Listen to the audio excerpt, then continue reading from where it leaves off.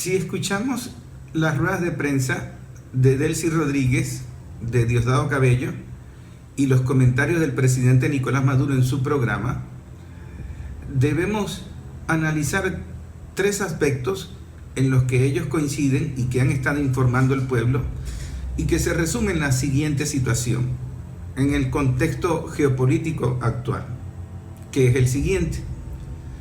Estados Unidos, el gobierno de Donald Trump, se está preparando internamente para una confrontación con China. Una confrontación total, integral. Eso es muy evidente, es muy obvio. En esa confrontación con China, China ha dado señales de que está preparada y de que no va a rehuir la confrontación.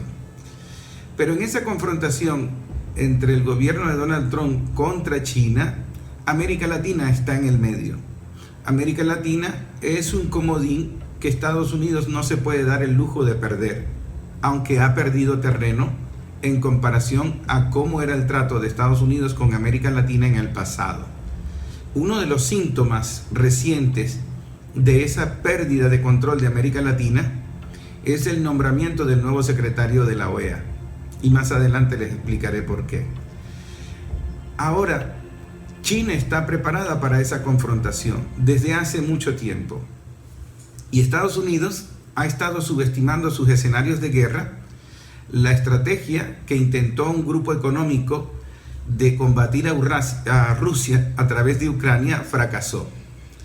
Donald Trump lo sabe y Donald Trump está revirtiendo esa estrategia, está acabando esa estrategia. Pero no porque es un pacificador, no es porque está buscando una convivencia con todo el mundo. No, lo está haciendo porque tiene una guerra contra un grupo económico dentro de Estados Unidos que han estado apostando a través de Ucrania a acabar con Rusia y por allí avanzar en la guerra económica. Pero esos intelectuales, esos mercenarios o esos perros de la guerra que tenían esa estrategia son enemigos del grupo económico que representa Trump y son enemigos a muerte. Por eso Trump está obligado a limpiar la casa. Por eso Trump hace ese esfuerzo por tener el apoyo popular de los norteamericanos, porque hay una confrontación interna en los Estados Unidos que es muy evidente. Son grupos económicos y esos grupos económicos son transnacionales, como la ExxonMobil. Entonces, Delcy Rodríguez da una rueda de prensa y explica en detalle cómo la ExxonMobil ha estado financiando a través de Guyana el ataque hacia Venezuela, pero de una manera tan descarada que hasta escriben libros, hasta escriben documentos para de alguna manera reflejar cómo a través de las sanciones se está planificando matar de hambre a Venezuela o provocar un caos económico a Venezuela que les permita a ellos ganar territorio con Guyana y ganar territorio para la explotación de petróleo. Pero el presidente Nicolás Maduro no solo avala las denuncias de la vicepresidenta Delcy Rodríguez, sino que le añade que tienen documentos donde la ExxonMobil está con un lobby de la ultraderecha venezolana atacando a Chevron porque hay una guerra interna de grupos económicos en Estados Unidos y presionando a Chevron para que se meta en el conflicto con Guyana y convertir a Guyana en la Ucrania de América Latina. Es decir, convertir a Guyana en una excusa para un conflicto con Venezuela y en ese conflicto, en ese caos que ellos pretenden organizar, quedarse con el petróleo de Guyana y con el petróleo de Venezuela, quedarse con el territorio que ellos están aspirando y del cual salieron a patadas cuando Chávez les dijo que tenían que pagar regalías por la explotación y no aceptaron esas condiciones. Ahora bien, el contexto internacional ha cambiado desde hace mucho tiempo. El presidente Chávez en su momento estableció alianzas importantes con todo el mundo, pero particularmente con China, con Rusia y con Irán. Su canciller era Nicolás Maduro, es decir, Nicolás Maduro conoce la historia, conoce los personajes, conoce las alianzas. Era muy obvio que el personaje ideal para suceder en la presidencia a Chávez era Nicolás Maduro. Era la cara visible de la Cancillería, de todos esos organismos internacionales, de todas esas alianzas internacionales. En consecuencia, Nicolás Maduro tiene claro el escenario y de alguna manera sus fuentes que le han dado información de lo que pretende la ExxonMobil contra Venezuela se lo da la misma gente que está relacionada con la ExxonMobil, la misma gente que está dentro del gobierno de Estados Unidos y probablemente con ayuda de alianzas de Estados Unidos con Rusia. Pues no hay que ser muy inteligente para sospechar esas fuentes. Pero en este momento que usted ve a Donald Trump cambiando discursos, cambiando de enemigos, cambiando de trincheras, genera confusión en la gente que no esté informada o que no esté investigando. ¿Y por qué genera confusión? Porque Donald Trump, a veces en su estridente narrativa, en sus declaraciones de guerra, da mucha información, porque a él le interesa que el grupo económico que él adversa dentro de Estados Unidos se desplome. Por ejemplo, él dice que él no va a mantener la USAID, que la USAID es un foco de corrupción, que son unos ladrones todos, y que él no va a seguir financiando para estar tumbando gobierno ni nada porque se están robando los reales. Y eso es verdad. Esa gente está desde hace muchos años conspirando en todo el planeta. Y él dice que él no va a mantener a la OEA, que la OEA no sirve para nada. Y también es verdad, ellos mantienen la OEA y la OEA no sirve para nada. ¿Por qué la OEA no sirve para nada? Porque la OEA no pudo ni siquiera recientemente establecer o definir un documento para exigirle actas al presidente Nicolás Maduro. ¿Y cómo podía hacerlo? Si la OEA no tiene competencia para estar exigiendo actas a Venezuela. Primero, porque Venezuela no pertenece a la OEA. Segundo, porque en la Constitución venezolana y en las leyes del poder electoral venezolano, aquí a nadie se le presentan actas. Aquí las actas no se publican en ninguna parte. Es decir, la OEA pretendía legislar sobre el poder electoral venezolano. Pero como a ellos no les importa la arquitectura jurídica de Venezuela, no les importa la Constitución venezolana, ellos pretenden legislar desde Estados Unidos, legislar desde la OEA e inventarse unos códigos de ética, inventarse unos reclamos y unos pronunciamientos jurídicos unilateralmente, ilegalmente, y pretenden que todo el mundo se trague esa narrativa y que todo el mundo se crea que ellos tienen potestad para eso. En esa oportunidad, ellos no pudieron hacer nada contra Venezuela porque no les dieron los votos. Almagro fracasó de nuevo, fracasó incluso con el intento de golpe en Bolivia que fue revertido casi un año después por el pueblo boliviano. Fracasó en todas las intentonas golpistas contra Venezuela. Pero presten mucha atención, porque el nuevo secretario de la OEA, que es de Surinam, tiene una relación con China muy interesante, y China tiene una presencia en la OEA, creo que desde el año 2014 o después del 2014, China tiene una presencia no oficial, pero sí está presente en la OEA.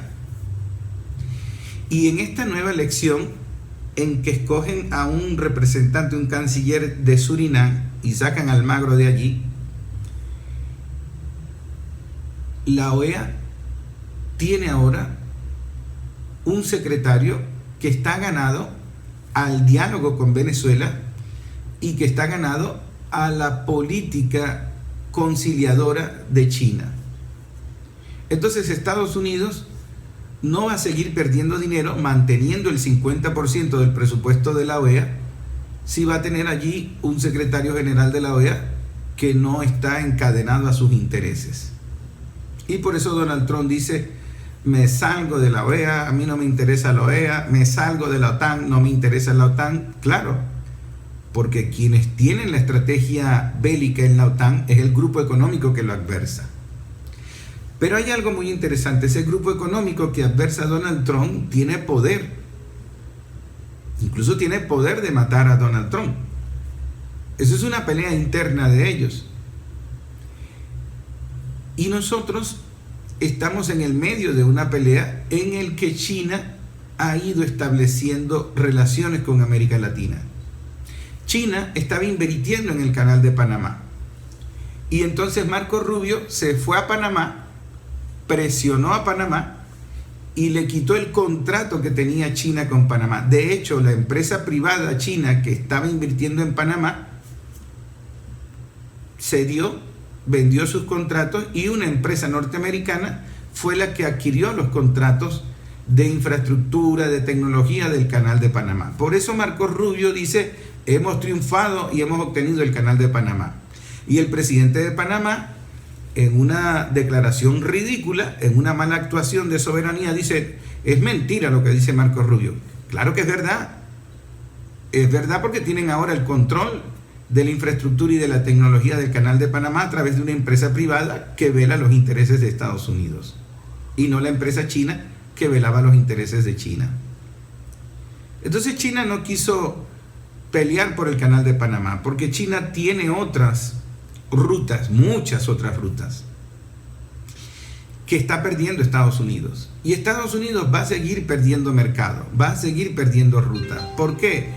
Porque Donald Trump anda imponiendo aranceles por todos lados, anda obligando a todo el mundo a que pague impuestos, y la gente o los países o los gobiernos que están sintiendo las amenazas de impuestos o de aranceles de Donald Trump, pues van a buscar mercado aparte.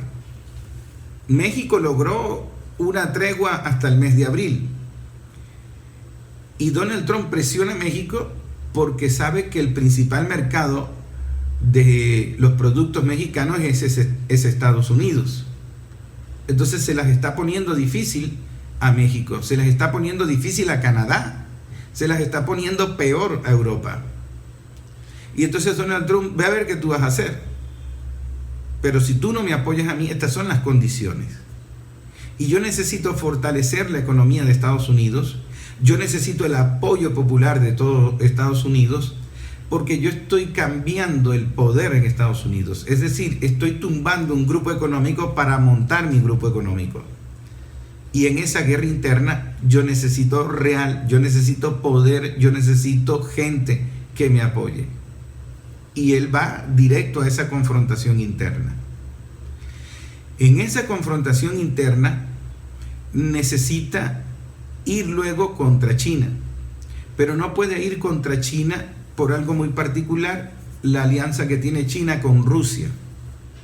Entonces ellos, en vista de que lo de Ucrania fracasó, que lo de Ucrania era liderado por el grupo económico enemigo de Trump, entonces ellos dijeron, vamos a coquetear con Putin y vamos a tratar de impedir esa alianza entre Rusia y China. ¿Y cuál es la negociación con Rusia? Yo te doy Ucrania, que al fin y al cabo ya la perdí, no puedo ganar esa guerra, ya tú tienes ocupado el territorio, pero entonces tú me ayudas contra China, porque China es la única que puede, que quiere y que debe terminar de tumbar el imperio norteamericano que ha gobernado durante 80 años el mundo, luego de la Segunda Guerra Mundial. Pues todos los analistas piensan que Rusia no se va a prestar para ese juego. Y Rusia no tiene por qué estar aceptando dádivas de Donald Trump si esa guerra la ganó mucho antes de que Donald Trump ganara la presidencia. Sin embargo, el enemigo de mi enemigo es mi amigo. Y si Donald Trump va a terminar de meterle la puñalada final a Zelensky y a toda la cuerda de nazis que lo acompañan, pues bienvenidos sean. Porque el objetivo nuestro no era ocupar todo el territorio de Ucrania, dice Rusia, sino desnazificar Ucrania. Es decir, acabar con esa peste, esa plaga de nazis que ocuparon Ucrania y que se apoderaron del gobierno de Ucrania con el golpe de Estado que ejecutó, que financió, que coordinó, que diseñó Estados Unidos, o el grupo económico que es enemigo de Donald Trump en Estados Unidos. Ahora bien, China tiene muchos mercados consolidados y ellos tienen lo que llaman la franja y la ruta, que es todo el mercado de Asia, que no es cualquier cosa, es el mayor mercado del mundo, y el mercado de Europa. Y China ha tenido la estrategia de estar financiando grandes proyectos de infraestructura en América Latina. Eso incluye gobiernos de izquierda y gobiernos de ultraderecha. China invierte en Venezuela, pero también invierte en Perú, también invierte en Panamá. El único estúpido que le dijo no de forma grosera a los recursos de China fue Milei, el de Argentina, y quedó encadenado a su lengua, porque entonces ahora está prometiendo otro acuerdo con el Fondo Monetario Internacional para que le alivie la deuda que ya adquirió con el Fondo Monetario Internacional. Ahí se encadenó en esa deuda maldita que diseñó el Fondo Monetario Internacional para esclavizar y colonizar a los pueblos de América Latina. De manera que Milei no hizo nada nuevo.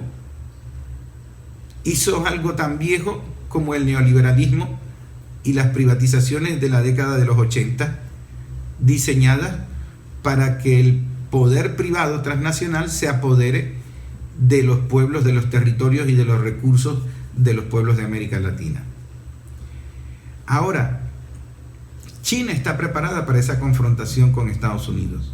Está preparada económicamente, está preparada tecnológicamente, está preparada militarmente. Y China tiene una característica muy particular, que China es el mayor proveedor de bonos de deuda de Estados Unidos. Es decir, la deuda que tiene Estados Unidos la tiene con China. Y para Estados Unidos le queda muy fácil pelear con China porque significa: yo no te pienso pagar esa deuda. Yo no te pienso reconocer esos bonos de deuda. Ahora, esa guerra inminente contra China, el grupo de Donald Trump la va a perder. La va a perder porque primero tiene que resolver su conflicto interno. Segundo, tiene que de alguna manera desmontar las alianzas que ya China ha venido tejiendo desde hace muchos años. Porque China planifica a 30, a 40 años, porque tienen una cultura de paciencia milenaria. Por eso es que muchos dicen que Estados Unidos juega ajedrez y China juega Go. Y yo me preguntaba, ¿qué es eso de Go?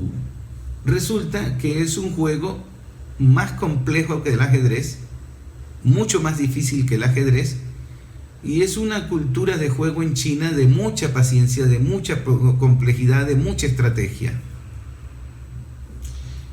En términos coloquiales, la estrategia política de China tiene coherencia, es milenaria, han adelantado mucho más, y la estrategia de Estados Unidos es mediática, de fuerza militar, de choque, de patanería, de gángster, y así es que ellos han gobernado. Por eso América Latina está en el medio y está en una etapa muy peligrosa. El expresidente de Colombia, Ernesto Samper, desde su vocería de la UNASUR y teniendo unas expectativas exageradas con una cumbre de la CELAC que al final se suspendió, había dicho algo muy interesante. Había dicho que nunca habíamos estado tan divididos, tan desintegrados en América Latina. Y eso era peligroso. Y era peligroso porque iban a volver los tiempos de violencia del Plan Cóndor, de los asesinatos, de los sicariatos. Y tenía razón Ernesto Samper, porque lo que está denunciando la vicepresidenta Delcy Rodríguez es precisamente eso, que la ExxonMobil está planificando asesinar autoridades en Venezuela. Es decir, la ExxonMobil está comportándose como un cartel del narcotráfico, como el cartel de Pablo Escobar, el cartel de Medellín, el cartel de Cali, cuando comenzaron a diseñar el asesinato de autoridades, de fiscales, de militares, de policías. La ExxonMobil está jugando al sicariato político para poder hacer negocios en territorio venezolano con el petróleo venezolano. La ExxonMobil es un cartel petrolero, es una transnacional del delito. Y así han funcionado las petroleras desde hace siglos. O sea, no es la primera vez que las petroleras están involucradas en el asesinato de políticos y en el financiamiento de golpes de estados, etc. ¿Y por qué están haciendo eso? Porque esos grupos económicos, aunque en algunas ocasiones están enfrentados entre sí y se dicen unas verdades que a nosotros nos interesa saber, esos grupos económicos necesitan fuerza económica, necesitan petróleo, necesitan minerales, necesitan para entrar en esa guerra comercial contra China, que es el único país con una alianza descomunal para terminar de acabar con la hegemonía norteamericana. Ahora, Donald Trump, muchos analistas están convencidos de que él quiere mantener el modelo económico norteamericano, pero con otra gente.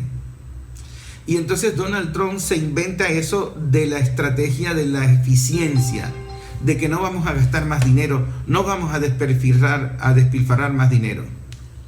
Y entonces sostiene una alianza con el grupo económico de poder, Elon Musk y los otros payasos de las redes sociales, y les ofrece poder. Les dice, bueno, ustedes conmigo vamos a formar el nuevo gobierno, el nuevo Estado profundo. Es decir, nosotros vamos a asumir el poder de lo que va a ser el nuevo Estados Unidos.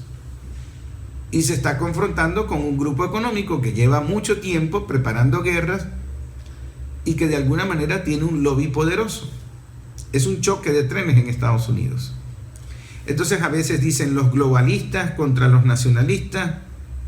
Son grupos económicos que tienen sus alianzas. Ambos tienen alianzas con China, tienen alianzas con Rusia, tienen alianzas con Israel, tienen alianzas con Arabia Saudita. Entonces hay que estar pendiente dónde está el dinero y cuáles son los grupos económicos que entran en el juego de la guerra. La vicepresidenta Delcy Rodríguez denuncia con documentos a la ExxonMobil que está detrás de todas esas acciones de violencia y está empujando a Guyana hacia una guerra contra Venezuela. Como Estados Unidos empujó a Ucrania en una guerra contra Rusia. Bueno, tampoco había que empujar mucho a Ucrania, porque ustedes saben que Ucrania tiene un pasado nazi que llegaron a ser aliados de Hitler en su momento. No había que empujarlos mucho, lo único que había que hacer era darles un golpe de estado y abrirle la puerta al gobierno de Ucrania a los nazis. Y eso fue lo que hicieron. Entonces, ayer la vicepresidenta menciona otra transnacional que se llama Lockheed Martin, que es la transnacional más tradicional en Estados Unidos de la venta de armas. Es decir, un perro de la guerra que vive de la guerra, vive de el genocidio, las masacres, la destrucción de pueblos, vive de crear conflictos para vender armas. Entonces, ¿qué hace Lockheed Martin en Guyana? Bueno, preparando la guerra contra Venezuela para venderle armas a Guyana y probablemente venderle armas a Venezuela, porque de eso viven los perros de la guerra. A eso se refería Eisenhower cuando dio su discurso de despedida de la presidencia de Estados Unidos del complejo militar industrial, que es un monstruo de codicia que se alimenta de la guerra. Es como un vampiro que chupa sangre, es como un zombie que vive de comer cerebros. Lockheed Martin es un parásito de la guerra, vive de la guerra, necesita guerras y quieren la guerra entre Guyana y Venezuela. Y por eso es tan importante estar informada de las denuncias que está haciendo la vicepresidenta y de los planes de la ExxonMobil. Y por eso, en su rol de político del Partido Socialista Unido de Venezuela, Diosdado Cabello le dice, pues las elecciones en el Esequibo van y el gobernador y el Consejo Legislativo y los alcaldes del Esequibo van, porque vamos a defender el territorio, en lo político, en lo económico, en lo militar. Y así como Donald Trump necesita limpiar la Casa Blanca de sus enemigos y tener todo el apoyo popular para la confrontación con China, y apropiándose de toda América Latina para esa confrontación, el presidente Nicolás Maduro necesita ocupar el territorio que nos quieren robar, necesita un crecimiento económico a pesar de las sanciones y necesita producir para no depender del petróleo. Entonces la mejor manera de producir es involucrar a todo el pueblo organizado que se ponga a producir, y la mejor manera es lo que tiene más organizado a nivel territorial. Y lo que tiene más organizado a nivel territorial no es la gobernación. Lo que tiene más organizado a nivel territorial es la comuna, el consejo comunal. Porque el consejo comunal, si llega a producir, y si la comuna llega a producir, es un poder territorial en lo económico, en lo cultural, en lo ocupacional del territorio, que las gobernaciones no han logrado. Porque las gobernaciones eran una figura de gobierno del Imperio Español representativo, que hoy en día han caducado su funcionamiento. Es decir, hoy en día no funcionan para la nueva Venezuela, no funcionan para el contexto de guerra en el que estamos, porque una gobernación en su centralismo en el territorio, imagínense en el Estado Bolívar, que es tan grande, es imposible que ellos conozcan lo que está sucediendo en el territorio y es imposible que ellos garanticen la productividad del territorio. Nosotros podríamos estar produciendo maíz y alimentos en el estado más grande del país con vocación agrícola. Pero como tenemos la maldición del oro, o la bendición del oro, como usted lo quiera llamar, entonces nos ocupamos simplemente de estar extrayendo minerales para venderlo como materia prima, cuando deberíamos, a través de las comunas y los consejos comunales, estar produciendo alimentos para la soberanía alimentaria, incluso para la exportación de alimentos, y no depender tanto del petróleo. Para la política que necesita la revolución, no es suficiente la estructura de gobierno de la alcaldía y gobernación. Hay que darle más fuerza en el territorio real, no en la burbuja de una oficina. Y esa fuerza está en la organización popular. Y esa organización popular depende de la conciencia política. Y la conciencia política depende de que usted esté bien informado. Ahora es muy interesante la confrontación con China y tenemos que aprender de la historia. Porque hace muchos años hubo un canciller muy famoso en Estados Unidos, apellidado Kissinger, que cuando estaban en la lucha contra la Unión Soviética en la Guerra Fría, Kissinger tenía una estrategia de tratar de acabar con la Unión Soviética. Entonces Kissinger se fue a China y se sentó con el comunista Mao. Ellos dicen que no les gusta el comunismo, que les da asco el comunismo, pero cuando tienen intereses van y se sientan con el comunista a negociar con el comunista. Entonces Kissinger fue a reunirse con Mao porque Mao era su nuevo mejor amigo y le dijo a los chinos: ¿sabes qué? Nosotros los vamos a ayudar. Vamos a establecer unas empresas aquí para que ustedes tengan trabajo, para que ustedes puedan aprender. Pero nosotros necesitamos que nos ayuden contra la Unión Soviética, porque nosotros queremos darle en la madre a la Unión Soviética. Y entonces las maquilas de Estados Unidos comenzaron a instalarse en toda China. Pero ahora sucedió al revés. China en los 60, en los 70, en los 80 se ha venido preparando para de alguna manera establecer su propia tecnología, sus propias empresas, partiendo de la piratería de esas maquilas. Y ahora China tiene el poder de vender más productos en todo el mundo, más productos que Estados Unidos. Es decir, en las reglas del capitalismo, China les venció la guerra a Estados Unidos desde hace rato. Y ahora todos los productos que se venden en el mundo son made in China. Los carros eléctricos de China se venden más que los carros que produce Estados Unidos. Entonces, Estados Unidos se dio cuenta que en su estrategia por acabar con la Unión Soviética, y acabaron con la Unión Soviética, China se les fortaleció y ahora China es la amenaza. Entonces, lo que hizo Kissinger es lo que está haciendo Donald Trump. Por eso ahora hablan de la doctrina Dow-Monroe o Dow-Rowe, que es una mezcla de Donald con Monroe, la doctrina Monroe. Entonces Donald Trump no se fue a China, se fue a Rusia y le dijo a Putin: ¿sabes qué?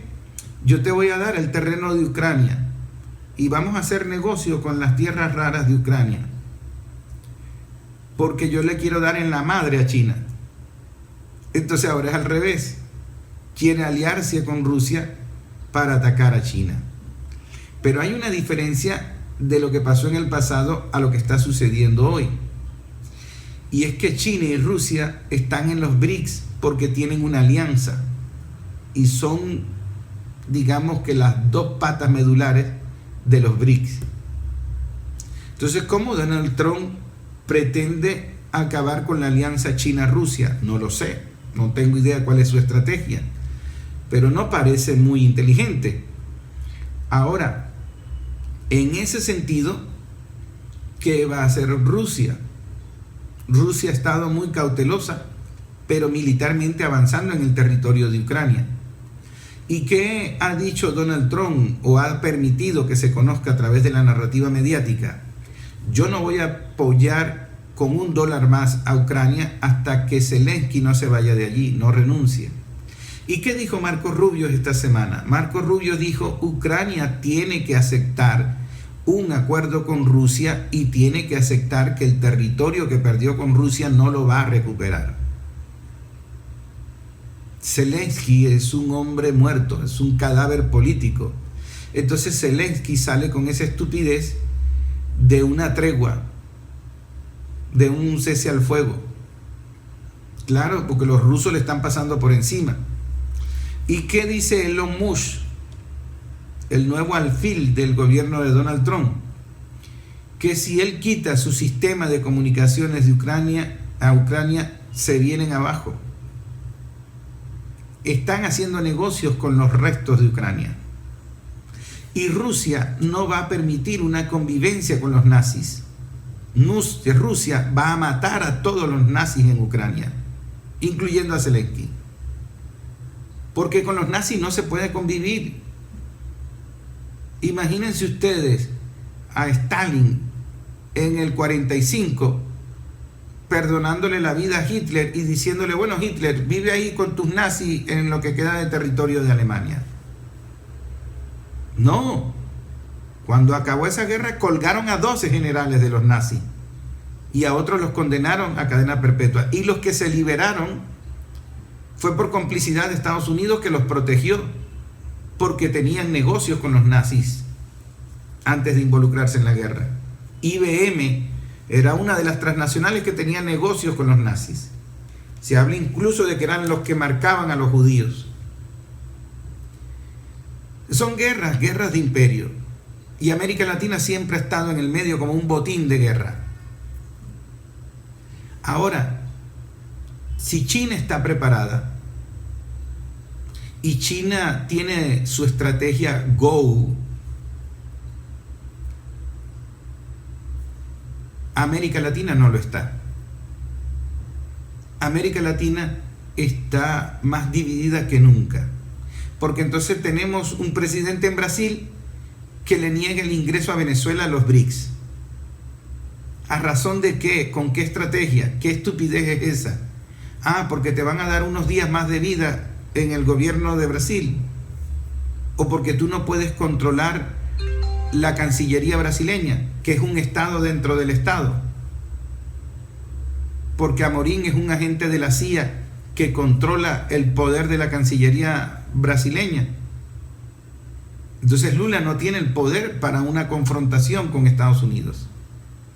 y en lugar de buscar una alianza con Venezuela, busca una puñalada trapera contra Venezuela. Entonces Petro tenía en su política un plan de paz total, una reconciliación, pero con la verdad, para poder pasar la página y superar esa violencia que le está acabando el territorio y el movimiento campesino colombiano, que es el mayoritario. Es el pueblo humilde, el pueblo profundo de Colombia que ha resistido esa violencia y esa masacre. Y le han quitado todo, le han quitado la vida, le han quitado las tierras, le han quitado los hijos, le han quitado las madres. Lo único que no le han podido quitar es la dignidad al pueblo de Colombia.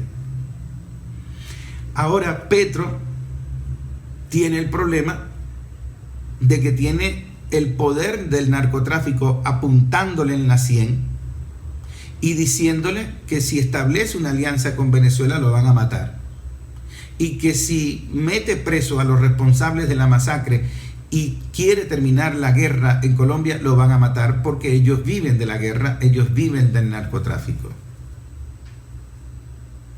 Entonces Petro está contra la espada y la pared, y por eso Petro declara un día esto, declara un día aquello. Pero tiene el poder Brasil y Colombia de establecer una estrategia política contra la agresión de Estados Unidos en lo que viene. No lo tienen. No tienen esa autonomía, no tienen esa soberanía. Hay otros países que están peor. Panamá está peor. Panamá estaba bailando, estaba ilusionada, tenía un respiro, porque China le iba a invertir, le iba a producir empleos, le iba a generar una dinámica económica y le iba de alguna manera a facilitar el control de Panamá. Y Estados Unidos dijo: ¿para dónde vas tú? Si tú no te gobiernas solo, si ese canal no es tuyo, ese canal es nuestro. Y le mandaron a Marco Rubio a leerle la cartilla y ¡pum! Le patearon la mesa y le quitaron el contrato con China. Ya la inversión en infraestructura en Panamá por parte de China no va, porque ahora una transnacional norteamericana se apoderó del canal de Panamá. ¿Y por qué el presidente de Panamá no pudo defender el canal? Porque no tiene autonomía, no tiene soberanía, no tiene patria. Está condenado como un esclavo colonizado a los intereses de Estados Unidos. Entonces contamos con Panamá en una guerra que va a provocar a Estados Unidos contra América Latina para poder confrontarse contra China. No. ¿Contamos con la CELAC? No. ¿Contamos con la UNASUR? No. ¿Contamos con la OEA? Tampoco. Lo único que queda allí como un farito de luz de organización para resistir es el ALBA.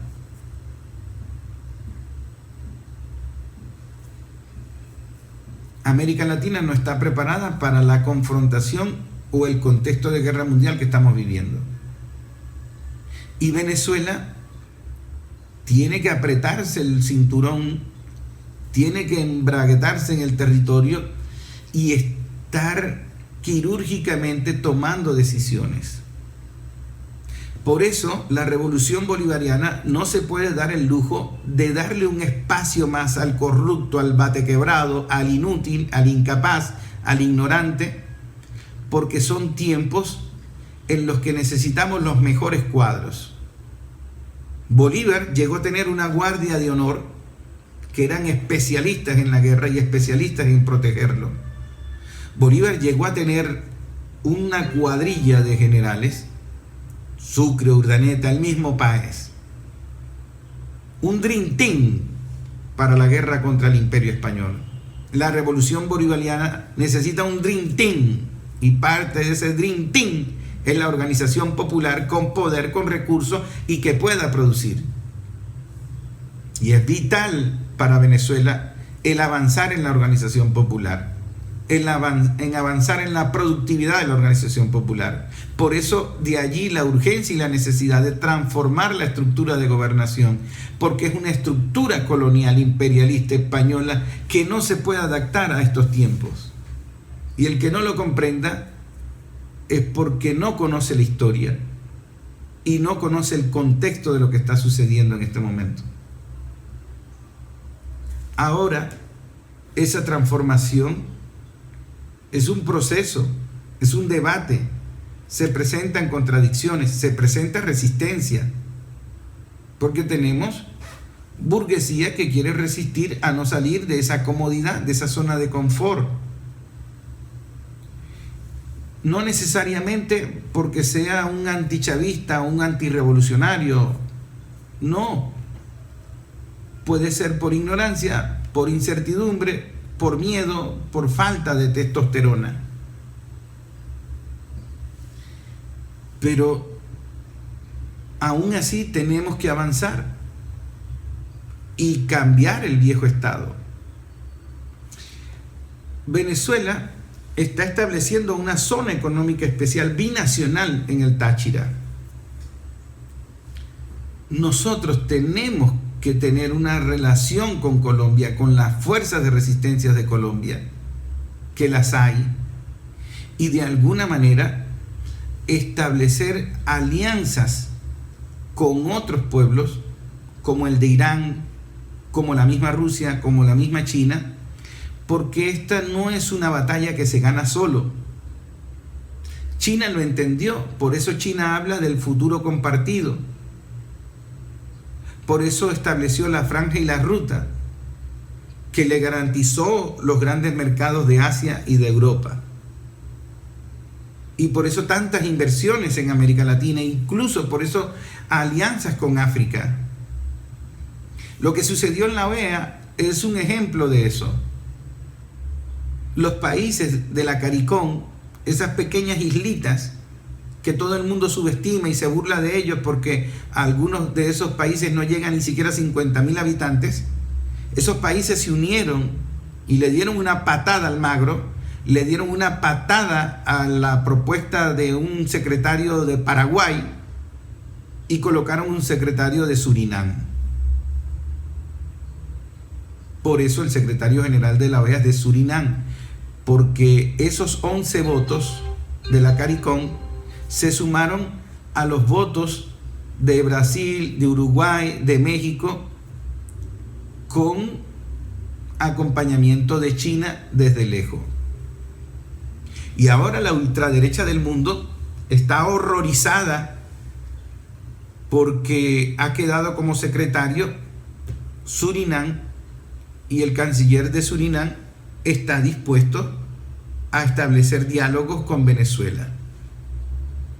Claro, ellos en su enfermiza forma de acabar con la izquierda a punta de plomo, como el Plan Cóndor, y en su obsesión por matar la revolución bolivariana de Venezuela, como pretendieron matar a Bolívar en el pasado, están horrorizados porque le están quitando la USAID, porque le están quitando la OEA, porque Donald Trump no quiere estar pagando más plata por esos batequebrados en América Latina, y entonces ellos se están moviendo con la ExxonMobil, se están moviendo con la gusanera mayamera, con esos congresistas que están condicionando presupuestos para que le sigan dando apoyo a sus políticas de matar comunistas en América Latina, que es lo que han hecho en todos estos años.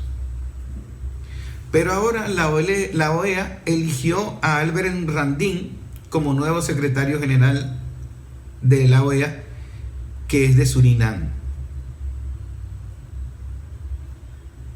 Y eso quiere decir que el contexto está cambiando. Yo pienso particularmente que Donald Trump va a fracasar, porque ellos están partiendo de una lógica irreal de que ellos tienen una estrategia política y ellos subestiman a todo el mundo. Subestimaron a Nicolás Maduro, subestimaron a Rusia, subestimaron a China, subestimaron la CARICOM. Entonces ellos están entrando en un pantano sin salida, que es guerra y guerra y guerra, pero la guerra se les está concentrando dentro de Estados Unidos. Lo que está planteando Donald Trump es una guerra dentro de Estados Unidos contra otro grupo económico. Y están quedando aislados. Están levantando muros, como en el pasado, como en la Edad Media, cuando levantaban un castillo y un muro para protegerse. Eso es lo que están haciendo ahora. ¿Y cuál es la conclusión de esto? Lo conversaba y lo debatíamos en el diplomado de Vida y Obra del Libertador el día de ayer. Que la doctrina Monroe ha involucionado. La doctrina Monroe no tiene hoy a esas luminarias intelectuales que tuvo en el pasado. Un Adams, un Jefferson, no existe hoy en Estados Unidos. Entonces la doctrina Monroe tuvo unos líderes, unos ideólogos muy inteligentes que lograron una estrategia que duró siglos.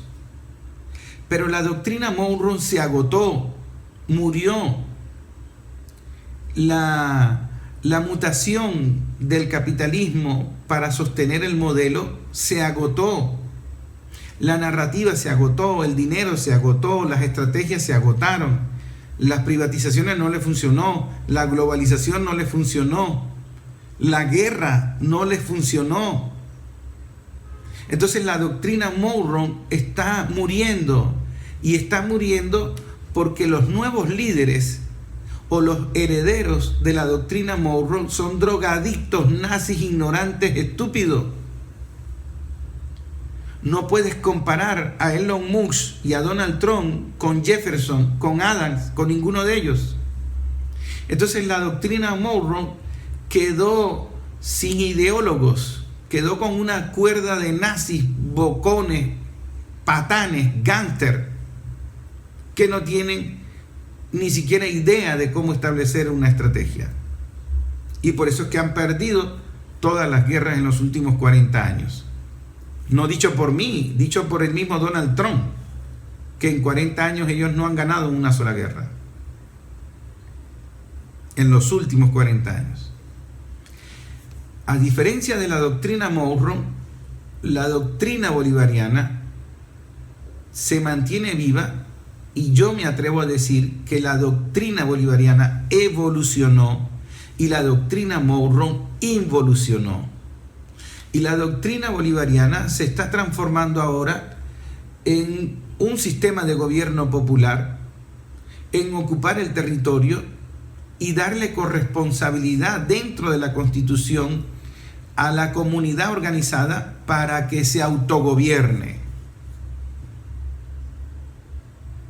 Nos hemos tardado mucho porque todavía existen las gobernaciones del Imperio Español. Pero la doctrina bolivariana ha ido acumulando en el tiempo ideas y tiene líderes y lideresas en cada barrio, en cada comunidad, en cada calle, que están debatiendo la transformación. Nos hemos dado el lujo de hacer procesos constituyentes y de mantener vivo el proceso constituyente. Nos hemos dado el lujo de estar transformando la Constitución para transferir poder o crear poder desde la comunidad organizada. Eso es doctrina bolivariana en movimiento. Nos atrevimos a matar el ALCA, nos atrevimos a crear la UNASUR, y la UNASUR se cae por una puñalada trapera desde lo interno. Una puñalada trapera de quien menos lo esperábamos, porque era un hombre con canciones de revolucionaria y en una silla de ruedas. ¿Quién pensaba que un supuesto revolucionario en silla de ruedas nos iba a dar una puñalada trapera? Y nos las dio. Quizás nos conmovió que estaba en una silla de ruedas y era un líder que cantaba canciones de Silvio. Y resulta que era un agente de la CIA que venía a darle una puñalada trapera a la UNASUR y se la dio. y la hirió de muerte. Ahora, América Latina tiene que levantarse de las cenizas y prepararse, porque en la guerra contra China nosotros somos territorio de guerra, territorio de disputa, y la ultraderecha está dispuesta a pedir intervención militar en toda América Latina para ello seguir siendo el parásito elitesco de ese modelo en decadencia del gobierno de Estados Unidos. Pero Donald Trump y las cenizas de su poder están condenados al fracaso. Y la doctrina bolivariana y la espada de Bolívar que camina por América Latina están destinados a acabar nuevamente con otro imperio.